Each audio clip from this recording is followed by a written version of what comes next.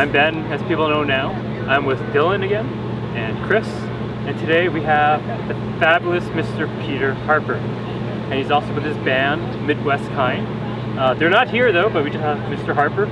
If people don't know Peter Harper, he's actually an Australian. That's right. Who's in a blues roots band, a fantastic blues roots band that has a twist of Australian in it, and we'll talk about that soon. But so how are you doing? I'm doing real good now that I'm here. I had a big long tour before this over to Utah. So I just finished that and I had one day at home and then back out again. So it's been constantly like moving around. But that's part of the job, you know. Well, you got to keep making money, I guess. I like doing it. I mean, if I don't do it, the only time I like to be home is when I'm writing. And I'm going to be doing that soon. Usually in winter, I huddle up and start writing more songs. I've written another 8 and I've just got to do 2 more and I'll have my next CD ready next year, early. I can feel the rhythm, I can feel the beat, I can feel the rhythm moving down my feet.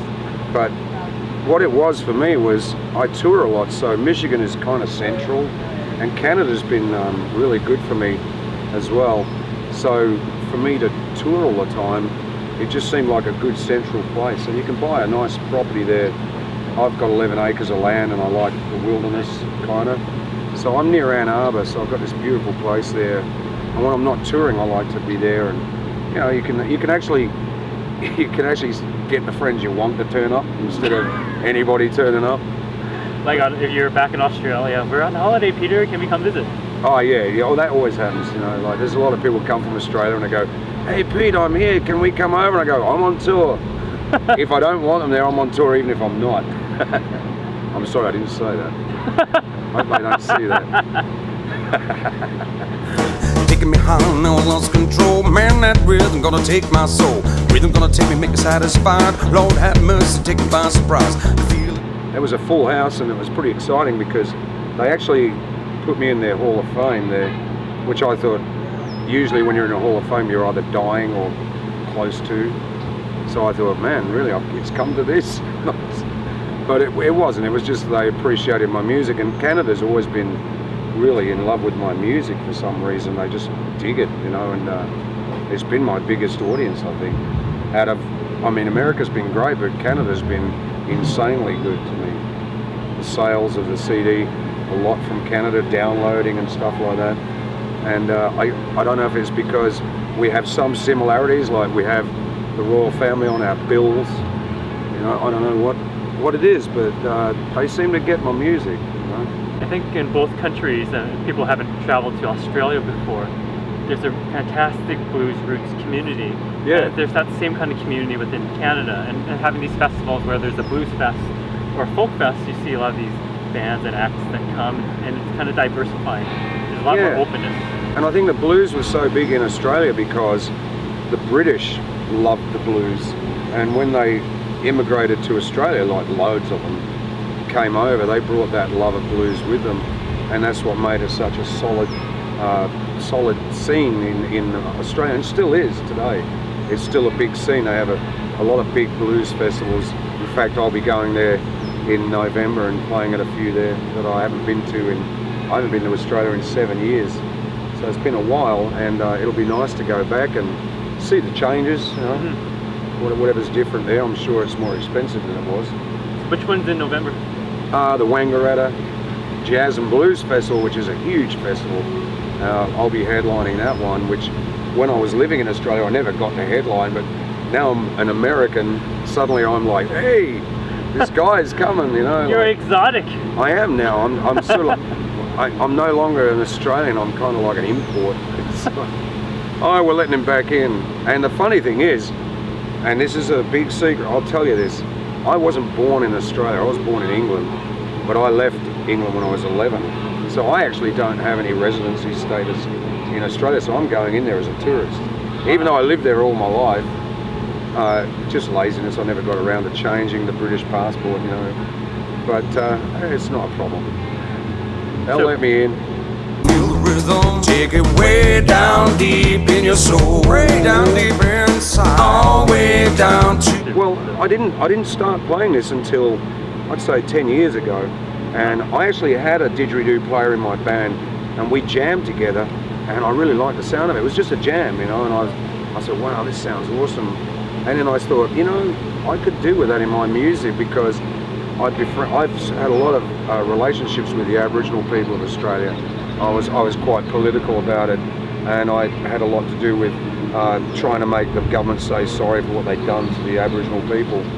I found that was important, because they saved my life when I was a little boy. I was stuck in the middle of a desert, and they fed me and my father, and got us to stay alive for 2 weeks. Wow. And I'll never forget it. So, trying to cut it as short as possible. So, when I started playing the didgeridoo, I wanted to learn. Funnily enough, some Aboriginal guys came along and helped me find the right ones. Made sure I wasn't buying them from the wrong place. They have to come from Arnhem Land, which is where it's like in America and Canada, not all Native Americans lived in teepees and wore feathers. The same way, not every Aborigine threw boomerangs and played didgeridoo. It's a separate thing, and the more I've done it, the more I've learnt about them, because we do an education program in libraries and schools to teach people about the Aboriginal culture in America and in Canada, soon to be in Canada. We start doing that, and I feel like it's kind of my job to do that, because a lot of my songs now talk about the injustices done to the Aboriginal people. I just feel like they've given me this blessing by teaching me to play the didgeridoo, and blessing these too. They were blessed, and really being behind me. It's not an easy instrument to play, so a lot of patience involved in it. So in a night of music, I might play it 4 or 5 times. It's not, I don't want to make it a gimmick, or it's always going to be there. I was always known for harmonica playing before that, and songwriting, so this has been just an added blessing to the music. But I love it. It feels so good to play. It has this great soothing quality. It does. And you can play it on people, and this has been proved, that if somebody has a sore ankle or sore leg or something, and you play the didgeridoo on it for 5 minutes, the pain will go away. Wow. Because they say it's the internal massaging, something to do with the chakras and in your body, and that it actually, the movement gets inside and heals. And the Aborigines use it for that, as well as ceremonial as well. So it's an important part of their life. At least the Arnhem Land Aborigines. Yeah. Would you mind? All way down to the rhythm. I feel the rhythm. Take it way down. This one is a very special didgeridoo, and the reason is it has a big bell on the end. It's very hard to find with wood when they find it, because all didgeridoos are made from a eucalyptus tree and the white ant seed out in the middle. It takes them up to a year, and then they find it and cut it. I have to have them tuned, so this one's in F. But you blow a raspberry and you breathe in through your nose and out through your mouth at the same time. So hopefully we can hear it amongst the noise.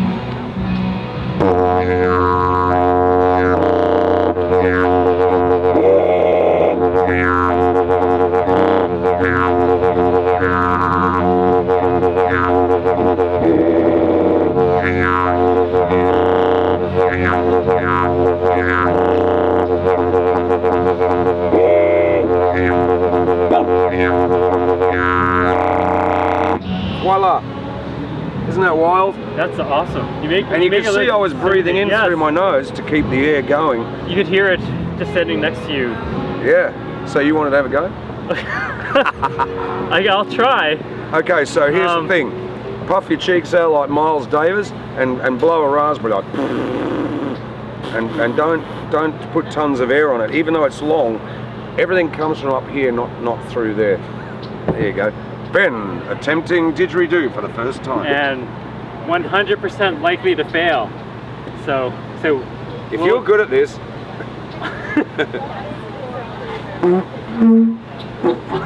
Not very good. You've got some sounds I've never heard on a didgeridoo before. Too tight. Too tight? So if you loosen it off, like a raspberry, just even looser. You're playing it like a trumpet, see? I used to play the trumpet. Yeah, me too. Got to forget all that. It's totally different. It's very loose. We should ask one of these ladies if they want to try. You know you're a sick person. Anyway, so that was my failed attempt at playing the didgeridoo. Add some sound to it. Yeah, sound. But really, it's kind of a relaxed, very gentle What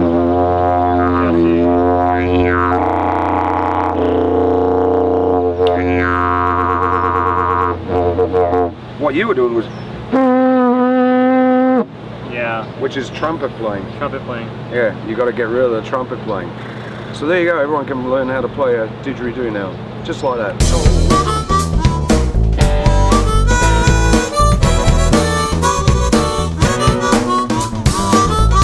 Basically, we do a session called feedback when I do interviews. It doesn't happen with every interview. We do different things, but basically feedback is 50 questions. They're random. The artist picks numbers. So you chose the numbers. I did. So the first question is, I don't watch them anymore because it's not so much the music anymore. I'd rather use my own imagination to picture it than have somebody force the story on me. Some of them are very clever, but it's never been anything I've been interested in. I like the live. do you have a favorite music video that if you had to look at, or if it came on, you would watch it? Yeah, I do actually. There's one guy I used to love called Chris Whitley, and years ago he brought out a song called Big Sky Country, and I really loved it on the video. He was a wonderful dobro player. He's passed away now, but I thought he was always underrated as a performer, but unfortunately drugs got the better of him. But that was a fantastic video because it was real earthy and showed his playing style, and I kind of like that side of it, you know. I like to see the playing. I'm kind of a rootsy kind of person. I like the hardcore roots music. I think one of my favorites was Thriller. Oh, that's fantastic. Do you remember that one? Oh, that was fantastic. Do you remember how they danced? Yeah. You want to dance? You know how they... I don't know. Oh, you gotta stand up. You gotta All do right. this. Okay. Oh, okay. I I think you played do that, that. right? Yeah, they were walking like this. You do this? And then they did the sway. Oh, okay, so you They then did- do that. And then We're it just went the other doing way. Thriller. Oh, this way too? And both. Oh, okay. Awesome. So you can see I can dance. That's why I became a musician, because I'm not very good at dancing. So the second Very nice, one. Thanks for that. So people are gonna be expecting you to like cut the floor when every time you play. And just after they spin see this. around and do the moonwalk. The second question. Like I've lost control, I know the rhythm gonna take my soul. Sounds so good and it feels so sweet. Red wine, beer, food. I love red wine, that's my thing, you know. I love to drink red wine. So that's there. Unlimited copious amounts of it if I wish, but I tend to keep it. So it's a pretty boring rider. There's nothing there, there's no liquor. I don't allow it in my shows because people tend to go a bit crazy and it never sounds right. I take the music quite seriously, so, you know, but here it's virtually anything I want, but, you know, I stick to the simple things. It's all about the playing. The wine before or after? Or both? Oh, a little bit before, but after, go crazy. So we should come find you after. Oh, we'll be partying. And then, so the last question is, Feel that beat move beneath my feet. Then I feel it moving up my spine. Rhythm got me moving and I'm feeling fine. Now that rhythm shaking in my soul. Got to let the rhythm just take. Oh, gee. I don't know. I reckon I'd do one on road traveling. It's really interesting traveling. We've done so many miles. I put on about, I think, nearly 80,000 a year of travel. And that's not even including when we go to Europe and when we go back to Australia. That's just purely the United States and gorgeous Canada. That's it. That's about 80,000 miles there. So I think we did start writing a book called The Wombat, The Big Red Van and Nasty Hotels.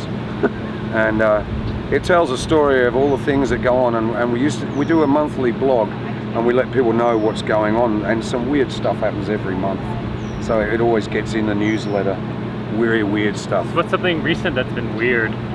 Well, actually it's been kind of boring of late. There hasn't been much going on, but there's been a few strange things, like we stayed in a hotel once where they were having rituals, satanic rituals, and we actually went into one of the rooms by mistake and there was blood everywhere and chicken feathers and stuff. That was kind of weird. It's like, I don't think we want to stay here. That's really weird. Yeah. It's ironic we did the Thriller dance too, come to I think know. of it. I mean, This it's is just kind of a theme. spooky thing, I know. Yeah, especially after I played that didgeridoo too. I know, that was scary. Yeah, I'm sure it was. Anyway, Peter, thanks for your time. My pleasure, Ben. It's been a great pleasure. Thank you. Good luck with the tour. That's Peter Harper. Got to let just take control. All the way down to the rhythm.